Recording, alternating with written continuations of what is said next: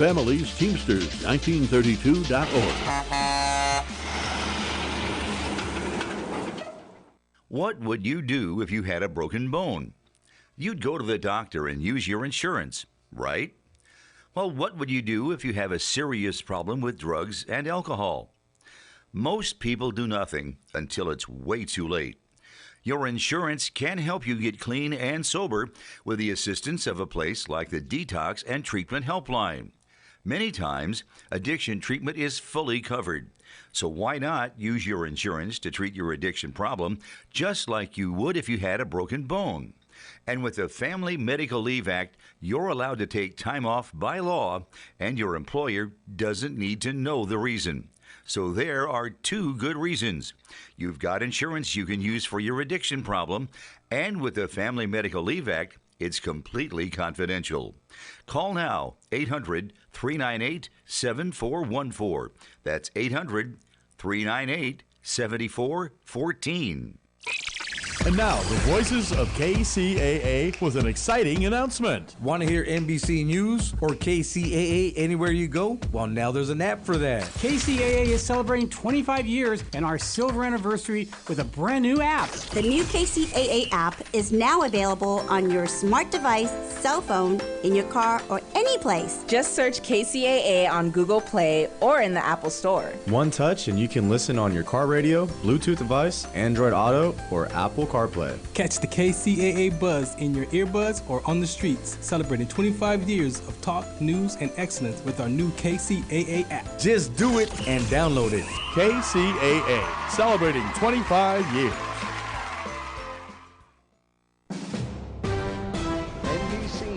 Radio. I'm Brian Shook. The Supreme Court is going to decide whether former President Trump can claim immunity over his election interference charges. In a brief order, SCOTUS said it would hear arguments and issue a ruling. The impeachment inquiry into President Biden is moving into its next phase. House Oversight Committee Chairman James Comer says it involves a public hearing, including testimony from the president's son, Hunter Biden.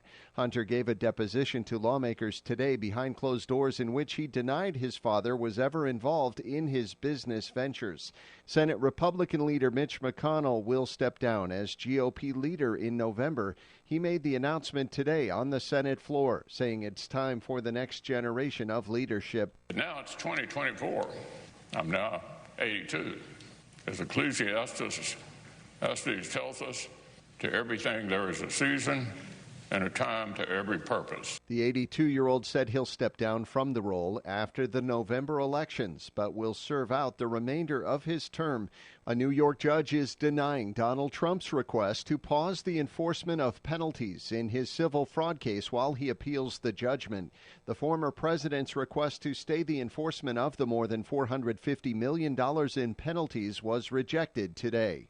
Wall Street is closing with stocks lower. This comes as investors await the release of tomorrow's January PCE report. That report used by the Federal Reserve to measure inflation. At the closing bell today, the Dow Jones Industrial Average fell 23 points, the S&P 500 fell 8 points, and the NASDAQ dropped 87 points. I'm Liz Warner. Richard Lewis is dead at 76. Deadline confirmed the iconic actor and stand-up comic's death on Wednesday. You're listening to the latest from NBC News Radio.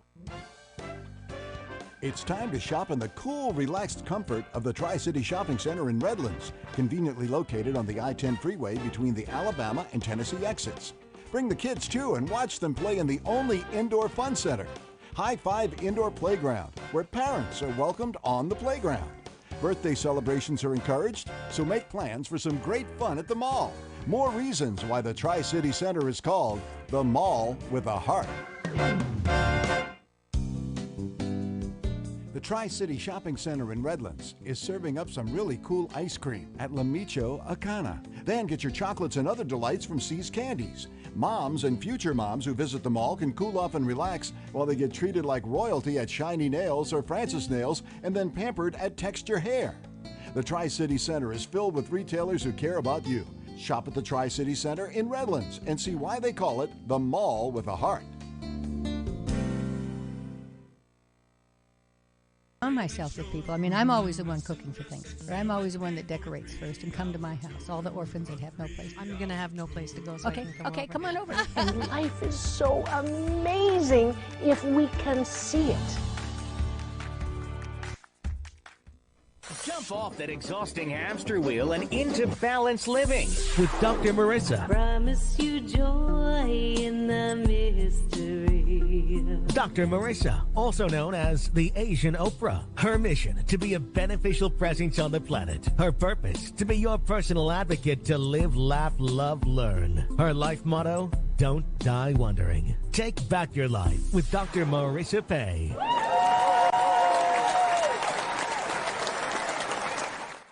And welcome. You're tuned in to Take My Advice. I'm not using it. Get balanced with Dr. Marissa. The morning show here on KCAA, NBC News, CNBC News, and NBC Sports Radio Station, AM 1050, FM 106.5, and streaming everywhere. iHeartRadio, Spotify, Stitcher, iTunes, TuneIn, Audible, Amazon Music, Tiki Live, Rumble, Podchaser, Streaker, Spreaker, and more.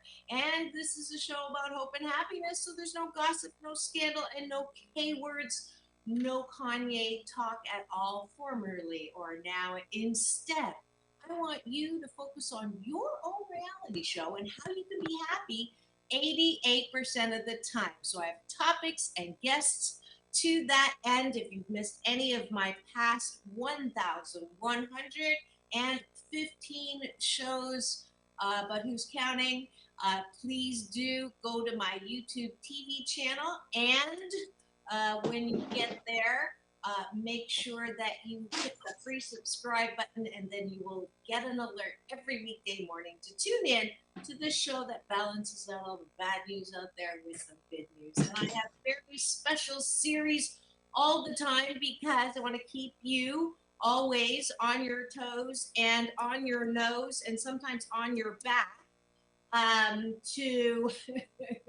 to be entertained and educated. And today is absolutely no exception to the rule. It is Thursday, so the good-looking guy you see there, you know him, James Hawthorne. He's an actor, trainer, film festival founder, and more.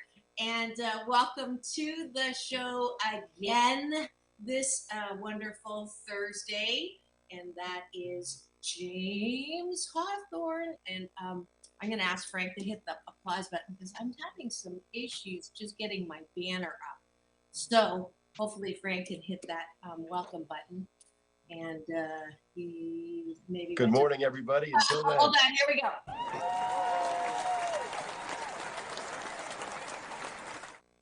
Good morning, James. Good morning. Great to be here. It's wonderful to see you again. I get to see you every Thursday. I do love the ability of this show to connect me with people that I enjoy. And he is my newest, I guess I can't even call you my new co-host anymore because you've been here like, what are we, a couple months now? We almost have a well-oiled machine. Wow. We're getting out of Robot Tin Wizard of Oz territory, and we're getting into well-oiled machine territory. Well-lubed machine, maybe?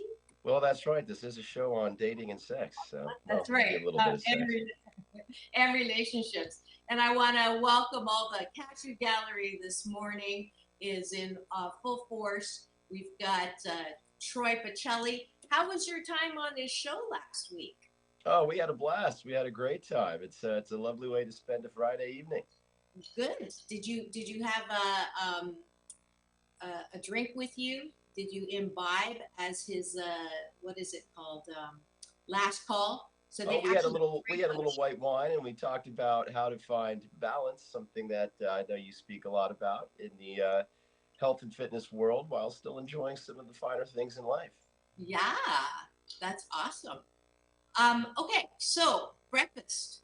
I'm sorry, I'm still trying to multitask, and I think I can do this well, but it remains to be seen. We're going to have breakfast this morning with my co-host because this is our discipline, good life habit, start every show, 8 things that you're grateful for. Dr. Wayne Dyer, a beloved teacher who's on the other side, said 5.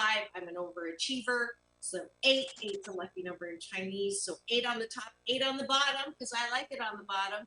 And the 8 on the bottom are appreciations, what you like about yourself. So you ready? James, why don't you kick it off? Well, first, for gratitude, I'm going to say that I'm grateful for in-town getaways. You may have noticed my eclectic backdrop today, and I'm just in a different part of town taking care of 2 little dogs and a cat. I brought my dog down for the party as well. So if you see any creatures behind me, just know that they're doing their thing back there. Aww. So there's nothing like an in-town getaway just to change your scenery and freshen up your perspective and go for a walk in a different neighborhood. That's awesome. And what neighborhood is it? Just curious. Oh, I'm like Sierra Bonita and Sunset. So right near Sunset, somewhere in between Hollywood and West Hollywood. So all kinds of great coffee shops and restaurants to try. Nice. I'm grateful that I live in California. I love the sun. I love the sea. I love the sand. Those are 3 S's. That's really, there's 3 gratitudes right there. And I want to welcome not just PJ and Troy, we have Adia in the house. So it's great to have my full cashew gallery on force today. We already have a gratitude from Troy. He was on the button, on the joystick. On the button, first thing. He's thankful for an extra day. That's how it feels. This is hashtag leap year. It is the 29th. It only comes around how often? Every 4 years. Is it 4 years? Okay. So it only comes, pun intended, every 4 years. That sounds like me. If you were lucky enough to be born on the leap year, it makes it that much easier to lie about your age in Los Angeles. Well, one of Angelino's favorite pastimes. That is pretty cool. Let's see if anybody else is logging in with a gratitude. Frank's usually grateful for music. He is a fabulous DJ. If you need one, go hit up Frank, my sound engineer. I am grateful for waking up 88% of the time in a really good mood. Actually, that's more like an appreciation, but we'll let it go. One more gratitude. I'm grateful for my fabulous representation team. They've kept me very busy the last couple weeks with some awesome acting opportunities. And as I say, when I get the chance to audition, that's my adult recess. I take a break from my regularly scheduled adult life and get to go play. So I'm really grateful for the opportunities I've had this last week, keeping me very busy on some really exciting opportunities. Well, I'm wiggling my fingers for you. Good luck that you get the best and the most fun. Well, thank you very much for that. And the most lucrative. How's that? I'll add Hey, that. that's great. We could certainly use that. Absolutely. Abundance and prosperity for all. That is my wish for today. And what I do actually, another discipline, if you're looking for a good life habit, on my calendar every morning at 8 a.m., because 8's a lucky number, it's a homophone for good fortune in Chinese. And so every 8 a.m., the alarm goes off, and the question is, how is prosperity going to show up in my day today? And so it sets my expectation to go and see, how it's going to come. And I carry a $100 bill in my wallet at all times as a sign of prosperity. And I could buy that, or I could buy that instead of saying I can't afford it. I could buy that, but I choose right now. I really don't, want it. I'll save it for something else that is going to, make my toes curl. So I like that. Now you got to be careful, because we talked about different neighborhoods in LA. Now that you told everybody that you always got $100 on you, you got to be careful what neighborhoods you're walking around in now. Yeah. I have angels though, and I have protection, and I don't live in fear. And if somebody really needs that, then they really need it. So I'm just teasing. I know. I can't get me down today. I'm too naturally high. All right, let's go down to the bottom of the bud, because I like it on the bottom. What do you like about yourself? The reason why I do this, it's my BS, my belief system, my Kool-Aid, that mental illness stems from not good enough, not worthy, not good enough. I don't like myself. I don't know how to take care of myself. I look to other people to take care of me. And as a result, you're like, not never solid, not never grounded. So it's important to me that you are owning and claiming your birthright to be loved, lovable, and loving. So I want you to practice by talking about what you like about yourself. So when you go to bed at night, instead of thinking about all the things that are wrong in life and wrong about you, you're thinking about what's good about you. So what do you like about yourself, James? This actually goes back to one of my gratitudes with the opportunities that I had this past week. It turned out that me and my neighbor had the same audition for the same role, the same project. And we both needed help taping it, and we decided to be cooperative rather than competitive. So it was really great to help each other put out the very best work that we could. And when we talked about, and when we saw each other's work, it was so clear that you can't copy or compete with somebody else because it's you. When you bring you to the role, there's certain colors that he's going to paint and put on that character and role that just aren't a part of my, personality mosaic. So we really can't compete with each other. And when you see beyond the apparent competition, you see there's not a competition at all. They're going to see me playing this guy. They're going to see him playing this guy, and it's up to them to, decide which one's a better fit. But that's not a competition between me and him. And as long as one of us gets it, that's a huge win, right? So why not help each other put out the best work that we can? So I like my cooperative approach, collaborative approach to life rather than competitive.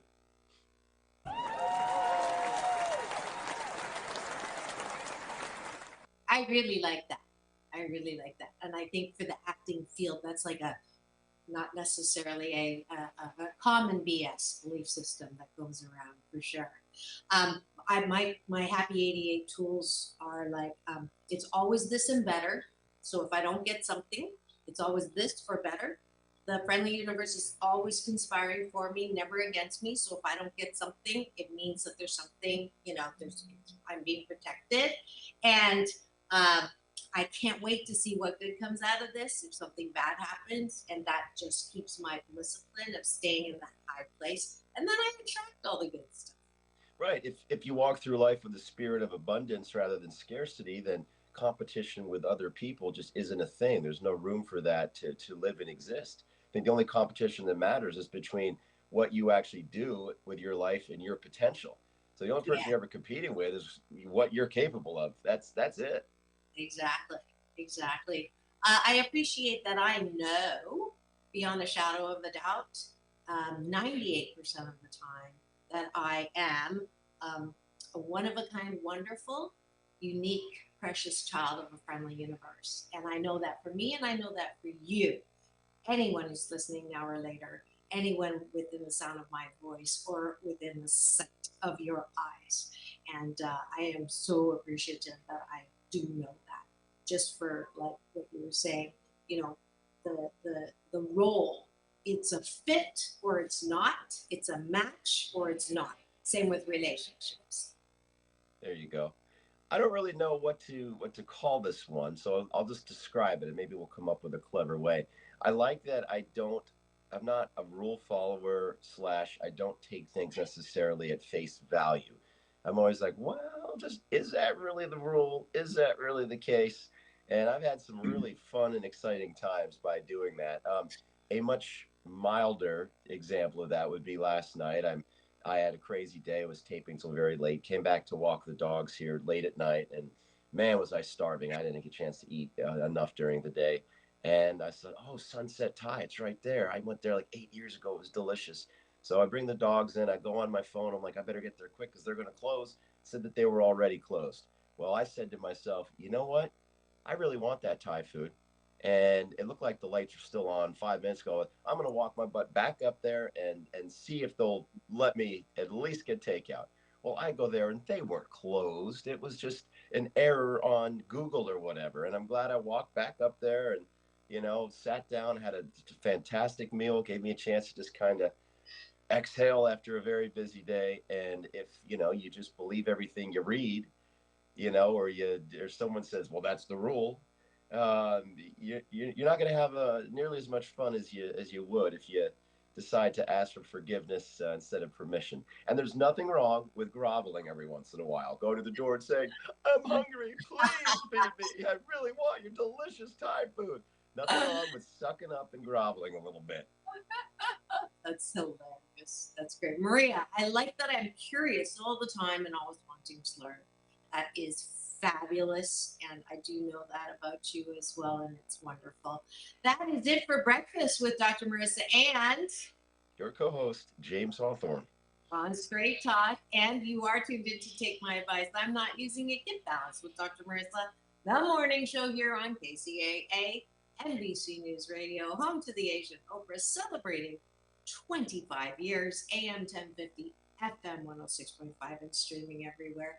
iHeartRadio, Spotify, Stitcher, and of course my YouTube TV channel, which if you free subscribe, you'll get an alert every weekday morning. And we're so glad that you're here. It is Straight Talk today, and following breakfast.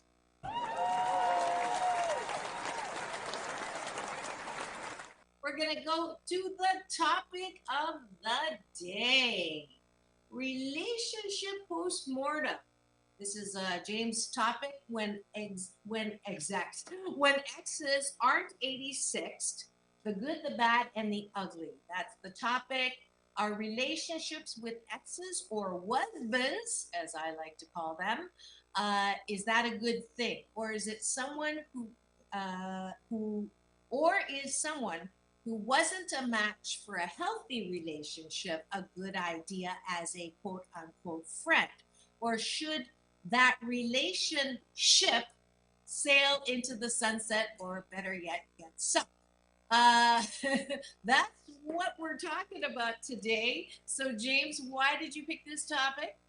Hey, I want to say that there's a lot of food for thought there for our audience that's listening. So for those of you that invokes some strong reactions, jump into that cashew gallery and sound off. I think it would be great to hear your thoughts on this because there's a lot to unpack there. I just thought about this topic because some people in my life are dealing with, I want to respect their privacy, but some people that are close to me are dealing with exes, and there's some toxicity around how they're dealing with it. And then there's also some healing with how they're dealing with it. So just that paradox got me thinking. And then I started thinking about my life and my patterns with exes. And I'm a very loyal person, and I tend to, really try to focus on the good in people. And so if somebody was a good person in my life, even if the romantic relationship didn't work out and it was an incompatible situation there, I don't want to throw the baby out with the bathwater. If they're good people, they're good people. So I like to keep them around. But I've learned that there's certain parameters and best practices around how to navigate that transition from dating to having that ex in your life in a different capacity. So I'll leave it at that for now and see where we go with it, huh? Sounds good. I have not been successful at having exes of any kind as friends. And the most poignant one, obviously, was my marriage. And I have tried to be kind for the kids' sake, but it is not reciprocated. And I just had to let that go. It's not a failure on my part. I paid them enough, but nobody's ever going to think that you paid them enough. It's unfortunate, but that's definitely a person when I realized we weren't a match, that it was just better for me to take care of me and not continue to go to that tractor for milk even after the marriage. So for me, that's like pretty much my only experience. And I hate to admit this, but I haven't had a lot of really good relationships. Like I can count on one hand the number of relationships I've had, romantic relationships. So I truly, this dating business is I just have to insert. I went out on my fifth date, and I made the mistake of not doing the video call. And the reason why I have to do the video call is because, you know, the picture is not. You just don't know, and his picture was so. It was very attractive. He was very attractive, and it's going to make you sound shallow. But if you combine this picture with the Pillsbury Doughboy or the Marshmallow Man on Stay Puff Marshmallow. Yeah. yeah, yeah. So and then, you know, I have to say it doesn't matter looks wise if the personality. But then he launched into like 10 minutes of everything that's wrong with everybody, and I was like, oh my. Anyways, so The video call, yes, always a good idea. And by the way, we as your hosts aren't here to give necessarily advice. We're here to inspire conversation. At least I can speak for myself. I don't have doctor before my name, and boy, am I a work in progress when it comes to dating. But you know what? I'm going to give a little unsolicited advice. When you're putting your pictures up on these profiles, I think it's good practice if you put up 5 pictures to only have one of them be you at your best. The other 4 should be you on a regular old average day. I have one with bedhead cuddling with my dog that I did a selfie of when I first woke up. And I'm like, if they like the way I look here, they're not going to be disappointed when they see me in person. So I think it's better to under promise, over deliver. Who cares if you put your best foot forward and then you get this reaction of, hi, it's so nice to meet you. That just kind of not a good way to start a date. So folks, don't put all your best pictures out there. whoops, did we just lose you? Put some everyday pictures out there. Excuse me there, folks. Yeah, it is. I should have known better on the video chat. And it's interesting because another one said, like, literally, hello, let's meet for coffee. No foreplay in the words, no get to know you, nothing. And I said, I'm sorry, I need to, you know, talk a little first because I don't have the time to go for coffee without, you know, some like fundamental things. And he goes, well, good luck then. I'm out. You know, some people are so like, I don't have time to waste. Well, that's fine if you want to live your life that way. But part of being in a relationship is giving the other person what they need. And if they want to talk a little bit, you got to bend a little, have a little flexibility for that person. You know what? I think that's a potential topic for another week. The first move. We've been talking a lot about the art of breaking up and keeping exes around. Maybe we can chat about making that first move.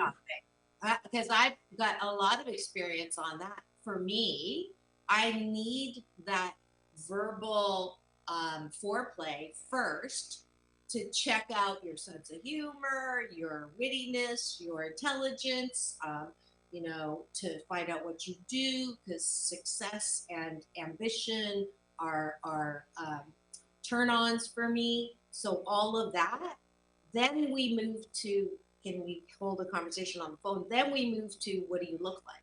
For me, that is the best entree into a first date. And without that, I mean, the good news is you can kind of tell from that first chat if they're like saying, I had one guy say, hello, how are you? I can't wait to have your legs wrapped around me. Like that was like, okay, that's a little quick. So, you know, that's for me. But I think I'm pretty representative of.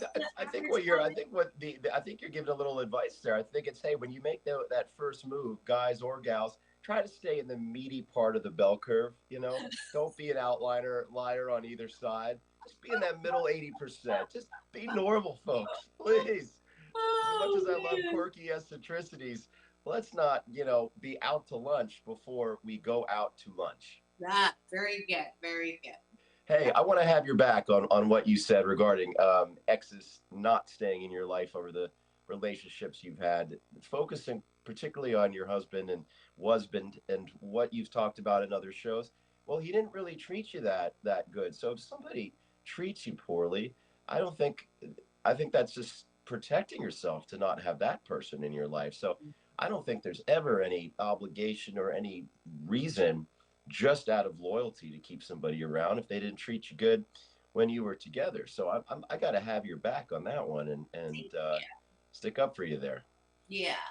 Now, here's a situation. I don't know if you've ever been in this. I had a couple come to me for some coaching, relationship coaching, and the woman's ex was her best friend.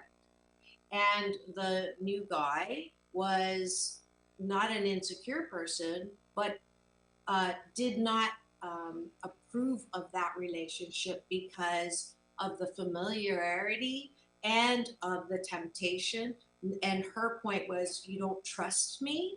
And his point was, it's not that I don't trust you. I don't know if I trust him. And why would you put yourself in that situation of potentially, falling back into a relationship that you've already slept with him, you were married to him? Why would you put that as a factor in the relationship? I'm glad you brought that up because that brings in this layer of the consequences on a third party of keeping an ex in your life. And I have pretty strong thought on this, and I think a lot of people are going to disagree with me. But I want to put it out there that I understand the concerns of that third party 100%, absolutely. But I think those concerns do come down to, I think there's an opportunity there for that third party to work on that trust muscle. And I think it's perfectly reasonable for a couple, to maybe say, you know what, the spark romantically isn't there, but we do have a lot in common. We do enjoy spending time with each other. I don't think that's a particularly unusual or strange situation. Now, if they broke up and are still living together, that's maybe where I would draw the line, right? If they're like roommates, because I wouldn't want to have my partner's ex hear me making love to my partner, right? So that's something that, I've heard that there's no such thing as awkwardness. Awkwardness is just weakness of character. Well, that's where I draw the line. But outside of that, I think it's on that third party to work on their trust muscle and try to get some empathy and understanding for why those two, are still friends, and not to judge it so much. I mean, I believe that, is it fair to throw away a good friendship just because of other people's weakness of character, to accept that? I think that third party needs to step up. I don't think it's fair for that third party to ask that person to throw away a great friendship. So that's my take on that, personally. Okay. And I'm going to introduce the layer of, let's say that in this case it was a woman. She has a tremendous sexual attraction to her ex, but they emotionally could not bond. Like, it just, everything was, that was, so now they're friends, okay? And the potential, knowing that, right? And there was, both sides had been unfaithful, in trying to separate, back together. So that potential situation in her life, I think he has the right to say, I'm not comfortable with this based on your history. And I don't think it's on him to exercise his muscle of being accepted in that situation. I think in some of the situations, I agree with you. I mean, because it reminds me of Love is Blind. I know my daughter, I usually don't like reality shows, and I'm in my intro, but my daughter and I have a weekly date to watch something that she wants to watch, and she likes that show. And I'm enjoying it because it is asking, especially for me, who is very visually stimulated, to be attracted. You meet someone through the wall, And there is one guy right now who is has a best friend, have two girl best friends, and one of them he slept with in the past. It didn't work, and now they're just best friends. And the woman he proposed to through the wall is having difficulty with that relationship. And they of all the people you could have as best friends, why do you want to stack the deck against the relationship you want to have by holding to that? That's my best friend, and nothing's going to change that. Now that's a very good point. I mean, when you talk about that specific scenario, we've been talking about responsibility in a situation where your ex is in your life, and where the responsibility falls to potentially allow space for that. Now, if you are still incredibly sexually attracted to your ex, that to me seems like an act of self-flagellation. For those of you who aren't huge vocab people, self-flagellation is not self-love or masturbation. It's it's an act of it's an act of torture. Greg, I hope you had your finger I on learned that that button. one the hard way at one point in time, and I completely misused it in context. So, just a little vocabulary lesson for the day. So, you don't want to self-flagellate and put yourself in a situation where if a romantic relationship's out of the question, and you're constantly attracted to this person, this friend, and you're unable to make that mental shift to putting them in the friend bucket, that just seems like torture. So if I'm that third party, I'm going to, hold that person accountable to living their best life and say, hey, are you sure this is good for you? I mean, do you feel tortured? Because I could personally never imagine enduring that. Mm-hmm. And, this happens to me just when I meet people, I tend to gravitate towards more masculine seeming guys, and I hope, of course, that they're gay so I can take them out on a date. They end up being straight. Well, a lot of them become great friends of mine. So I'm like, well, at least I have good taste in people, even if I don't have a good gaydar. But I'm able to put them in that bucket, I guess, because, well, they're straight, so it's off the table. So I wonder if in this situation there's a way for her to move beyond those feelings of attraction to the ex and put them in that bucket by saying, hey, we tried it. It didn't work. There was infidelity. We didn't, work in that way. So now you are now not an option. You are now off that table. And if that could maybe over time lead to the cessation of those excitation sexual feelings, Mm-hmm. Mm-hmm. Good point. Good point. If you've just tuned in, you're wondering what we're talking about today. It is juicy because we are talking about exes and 86ing, or not 96ing or 69ing, but 86ing our exes in relationships. And sort of, is there a benchmarking standard that is a little more less troublemaking when it comes to relationship postmortems? This is Take My Advice. I'm not using it. Get Balanced with Dr. Marissa, the morning show now in its 617th consecutive week, and my very special Thursday series called Straight Talk with Dr. Marissa and your not so clean shaven and fresh and clean today co-host James Hawthorne. And I just made a comment. We have a active cashew gallery that is not active this morning, and I put a little prompt out there, Troy, saying, just listening, not a lot to input. Yes, I keep forgetting that he doesn't have a lot of postmortems because he still is very happily married to Netter, 31 years worth. So, okay, that's fair. I guess maybe I was looking for Maria to chime in, because I know that Maria is still, like myself, dating or single, at least happily single, happily divorced is it? And I am I can't say I'm happily dating. Well, I mean, I had one that has to go to bed by 9:30, and another one that looked quite a bit not like his picture. So, but we keep trying. Yes, dating is trying, very trying.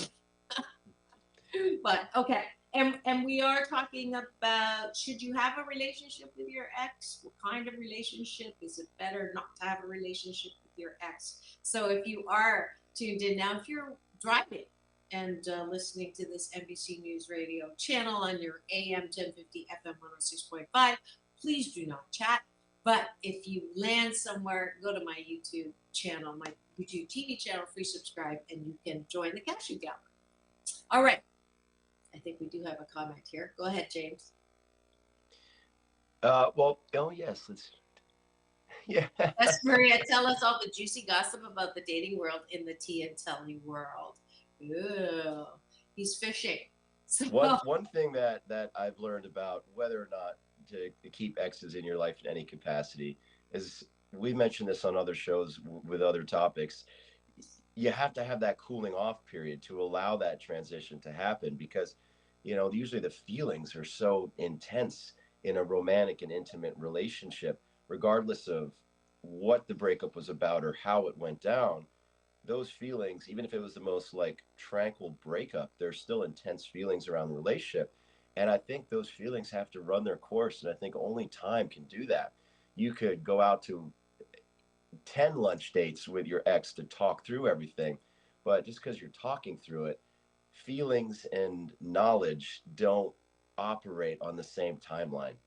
And so the one thing that I've learned is it tends to go a lot better with keeping exes in your life if you allow for a period of no contact, just to kind of find yourself again, let those feelings dissolve, just do a full reboot and reset. And then you almost get this opportunity. Well, no, you do get this opportunity that's only afforded to you if you take that no contact cooling off period to rediscover this other person. And maybe you see things about them, now that you've taken the intimate side off the table, you see things about them that maybe you missed when you had the love butterflies going in your stomach. So there's like a beautiful opportunity there. And I think it only comes when you have that no contact cooling off period. And as much as I used to like to think that I was evolved enough to just transition seamlessly, that's not the way it goes. And most people don't even want to attempt that. And what we talked about earlier is giving people the space to have their journey, their process, because you can still love somebody, you can love your ex, and a loving act is to give them that space that they need. And maybe you will come back together as friends, and maybe not. yeah, absolutely. To add to that, I think it's super important to do a postmortem for yourself, and uh, as a balancing effort to not blame that other person, because the tendency is, you date, you go out, you meet the family, you break up, and then family asks, so what happened? And well, I should have seen the red flags here, and he did this, and he did that, and it's all their fault. When there's so much power, if you can frame it as, if he was a great teacher to help me know what is truly important in a relationship for me. I found out that I actually would like a partner who blanks. And I didn't know that until I went through the full course of the relationship with him. So that's one thing, to that opportunity, to own what your part was, right? So I didn't know that was important, especially the picker. In my 8 Ways to Happiness book, we talk about Don Miguel Ruiz, who's the best-selling author of The Four Agreements. If you haven't read that book, please do. He's fabulous. His Toltec wisdom, and he has I get a lot of my relationship help from his book, The Mastery of Love. And in that book, he talks about, own your picker. If you want a dog, don't buy a cat.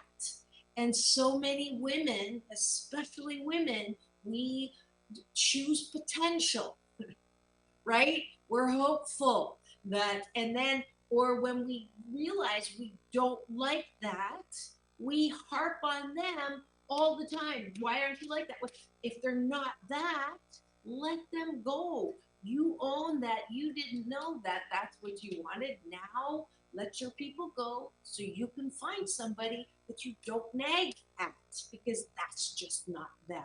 And I think that's so important when it comes to the postmortem part. I agree, and there's one thing that if you're going to keep an ex around in your life, you absolutely have to let go. And I'm speaking from personal experience here, meaning personal mistake. You can't go back and have sex with your ex. It can be very hot because you have decided to split, or there's different like power emotion dynamics that are there. It can be stimulating, but I think it's a really good way to ensure that a meaningful friendship will not happen. And it can be tempting if both of you are out there dating, you're staying in touch, and you go, well, I'm single, or hey, I had a really crappy date. Oh, me too. Well, let's have sex because we both want to get laid. No, no, no, no, no, no, no, no. Just because it's there and maybe available and easy. Yeah, because there's a dynamic that was built when you were together. It doesn't mean it's a good idea. Now, if you're okay not having a close friendship with this person and you're looking for just no strings attached Friends with buddy benefits. to do that with, okay. But if you're hoping for a friendship with this person, I don't see that working. And the dynamics can get complicated, especially if you're fooling around and all of a sudden you discover something in this new post-breakup sexual dynamic that's really arousing and alluring. But then that other person goes on a great date and now they're off the table again. And that is another act of self-flagellation. So protect yourself from that would be my advice to those that are out there, having done that a couple of times.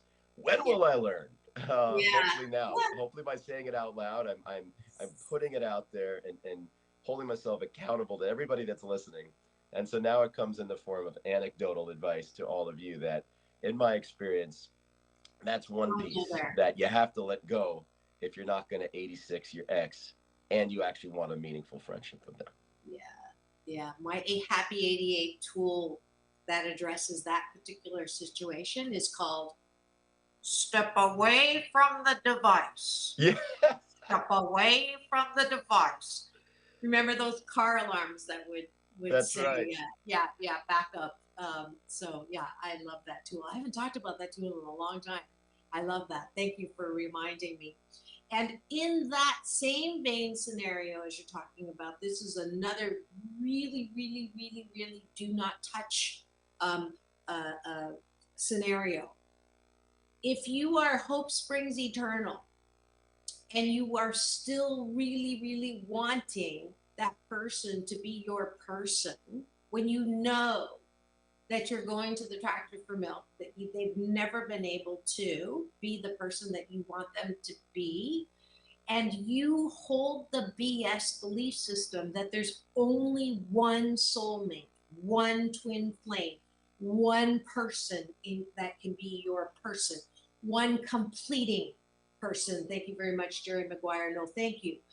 Cinderella, Snow White, all the ways in which we have been taught that there's one person, then yeah, you're going to have trouble letting go, and having a relationship following your breakup is not a good idea because you haven't let go and you haven't been okay with saying, this is my book of romance for my entire life. And every relationship can be a short chapter, a mid chapter, or a long chapter.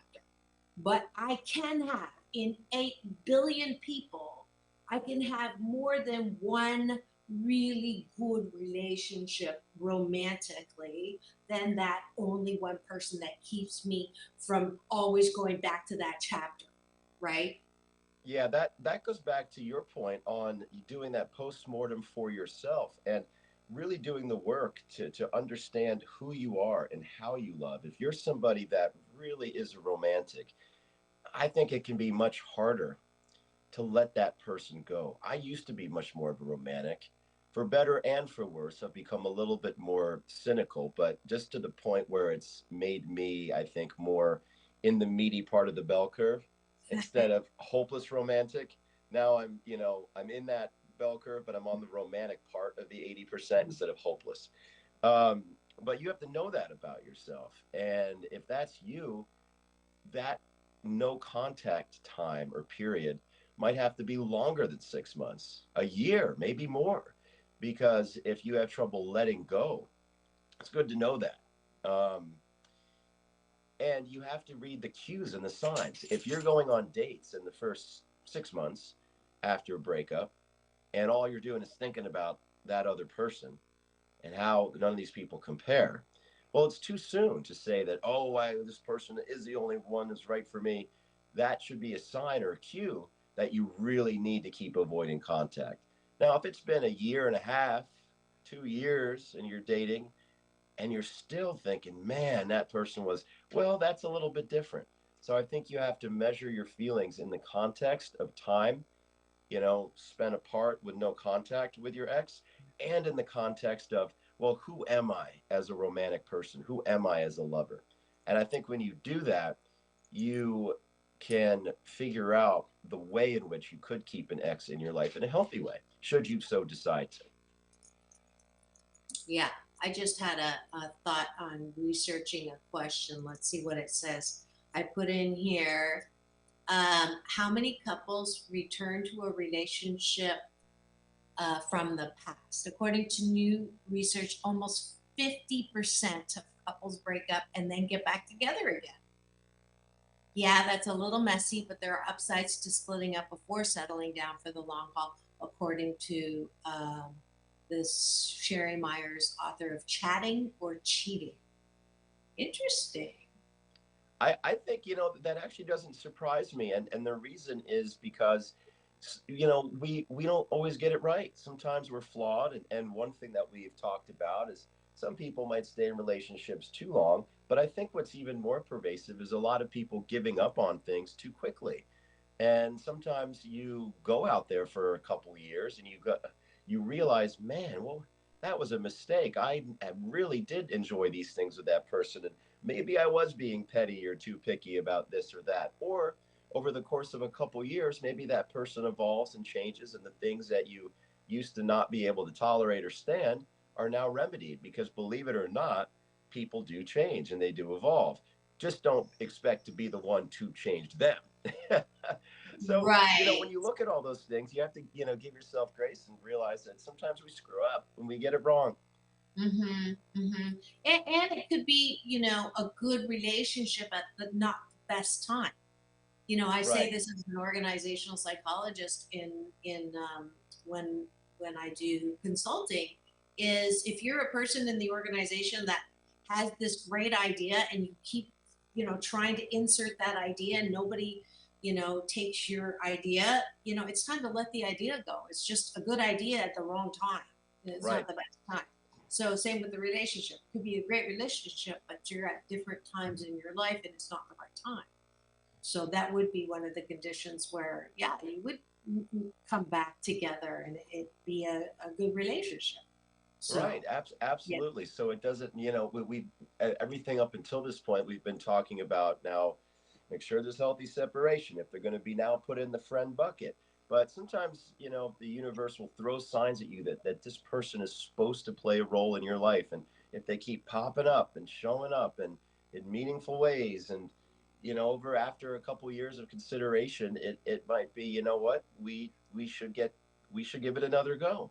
You just Hmm. don't want to be like Elaine and David Putty on Seinfeld, where Elaine's best friend, who, by the way, is her ex, Jerry Seinfeld, is placing bets. And he and Elaine are betting, I'm not getting back together with him. And she keeps getting back together with him. And in one episode, they break up and get together like 8 different times. And Jerry's smoking a big cigar, laughing as Elaine keeps throwing the money down on the table, you know. Sherry makes like $300-400 off of her. You don't want to be like that, right? Don't be hasty in your breakups. Don't be hasty in your makeups. You know, I think is the takeaway there. Yeah, absolutely. And guess what? We are in our final 5. As usual, it's always time flies on this particular series, all my series actually, but it is a lot of fun. I'm sorry, Troy, we were not able to convince Maria to, spill her tea or telly, her show on YouTube as well. So you're just going to have to go on her show to get her to spill her tea about her dating and her relationships. Sorry, I tried, Troy. Good job, Maria, on not taking the bait on that. But I think we've done a lot of great living and loving out loud on this show, as usual, with our personal experiences with romances, or no nances, as it seems to be in my case. But I'm really glad that we were able to approach this topic, and I think we do have a topic for next week. It's like opening moves. What is a smooth opening move besides what's your sign? Or, hi, my name's Marissa. How do you like me so far? For sure. First moves. We're going to go to the other side of the relationship. Maria's saying, ha ha. And, I don't blame her. She's more wise than I am. She plays her cards close to the vest. I got a big mouth. Okay, Troy, there's some self-disclosure there, but it's good for hosts to have big mouths. If we were, stuttering, shy, nothing to say, probably not a good qualification for talk show hosts, for sure. All right. Thank you. Another great stream with James Hawthorne. He has wisdom well beyond his years. Very nice compliment there. Well, thank you, Troy. Sometimes I worry that by sharing my personal dating experiences in front of the masses here, that out in the real world, people are going to go, "Oh no, I've heard you on your show. I don't want anything to do with all that baggage." Definitely not. Definitely not. And we are less than 3 minutes now. So a 30-second final word? Yes. I think it all comes down to there are no rules with 86ing exes or not. I think it comes down to getting to know and then respecting who you are as a lover and in romance, and give yourself the time so that you can keep that ex in your life in a healthy way and have them in the right bucket. Unless, of course, you just want that NSA thing, and that's a whole different vibe. But even then, you're setting yourself up for some heartache when they find their next lover. So be careful, but be you. Be authentic. Awesome. My final word is probably a good idea, at least for a short while, to 86 your ex and not 69 them. That is my final word. Well said. That is sharp. I love it. Thank you so much for tuning in today. To take my advice, I'm not using it. Get balanced with Dr. Marissa, the morning show, and my very special Thursday series, Straight Talk with Dr. Marissa and your co-host, James Hawthorne. Now remember, it is always about balance. Peace in, peace out, world peace through inner peace. Now go and have the best day ever. We'll see you tomorrow. It is Friday Tempting Conversation with Alon Carter, daughter of Otis Williams, the founder of The Temptations, and yours truly. We'll see you tomorrow. Have the best day ever.